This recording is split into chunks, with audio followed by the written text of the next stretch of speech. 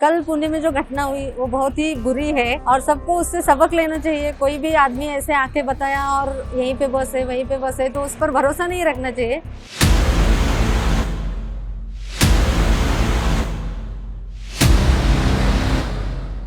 पुणे का Swargate bus depot Maharashtra state road transport corporation के सबसे बड़े बस डिपो में से एक है। यहीं पर 25 फरवरी की सुबह करीब 5:45 पर हल्के अंधेरे में एक लड़की फल्टन से सतारा को जाने वाली बस का इंतजार कर रही होती है और तभी अचानक एक शख्स उसके पास आता है और उसे ताई यानी कि दीदी कहकर बुलाता है और फिर वो शख्स कहता है कि सतारा की बस दूसरे प्लेटफॉर्म पर आई।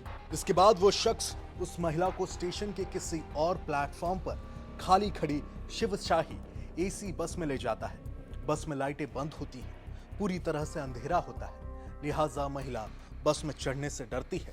लेकिन आरोपी ने किसी तरह से बार बार ये कहता है कि यही सही बस है और फिर बस में ले जाने के बाद आरोपी महिला से हैवानियत करता है, रेप करता है और फिर वहां से भाग जाता है। वहीं भागने से पहले वो पीड़िता को ये धमकी भी देता है कि इसके बारे में अगर किसी को बताया तो इसका अंजाम बुरा होगा। हालांकि 13 टीमें, खोजी कुत्ते, ड्रोन और खेत में लुका छुपी का खेल और आखिर 70 घंटे के बाद इस पुणे रेप केस का आरोपी दत्तात्रेय गाड़े पकड़ा गया है।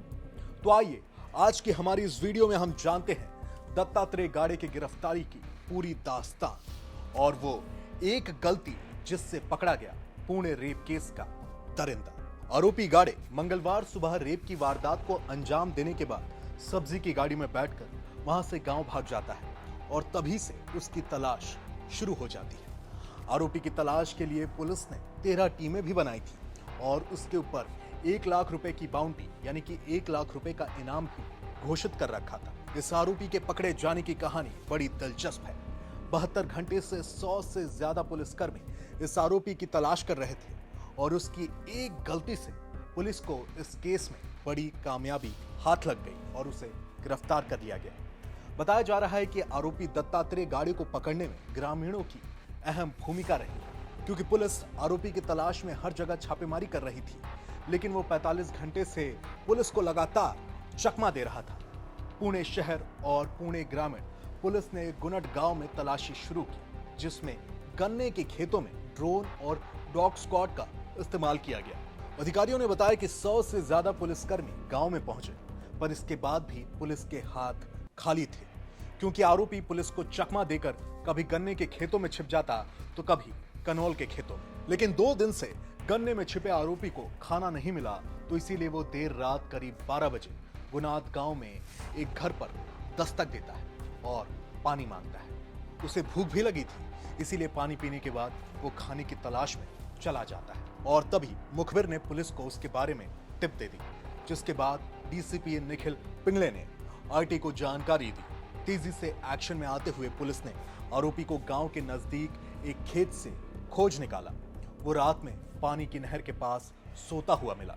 पुलिस द्वारा आरोपी को पकड़े जाने के बाद उसे तुरंत कार में बिठाकर पुणे लाया गया। उसे रात में लश्कर थाने की हवालात में रखा गया। आरोपी दत्ता का सुबह करीब 6 बजे ससन जनरल अस्पताल में मेडिकल परीक्षण किया गया। इतना ही नहीं, आपको बता दें कि आरोपी दत्ता राय रामदास के खिलाफ पुणे और अहिल्यानगर जिलों में आधा दर्जन चोरी, डकैती और चेन स्नैचिंग के मामले दर्ज हैं। वो 2019 से जमानत पर है यानी कि वो हिस्ट्री शीटर था। पुलिस अधिकारी ने बताया कि आरोपी को रात में 2 बजे पुणे लाया गया, उसे मेडिकल जांच को भेजा गया। इसके बाद औपचारिक रूप से उसकी गिरफ्तारी दर्ज कराई गई। इस पूरे केस पर और इस मामले में पुलिस के एक्शन पर आपका क्या सोचना है, आप हमें कमेंट सेक्शन में जरूर बताएं और बने रहें इंडिया टीवी के साथ।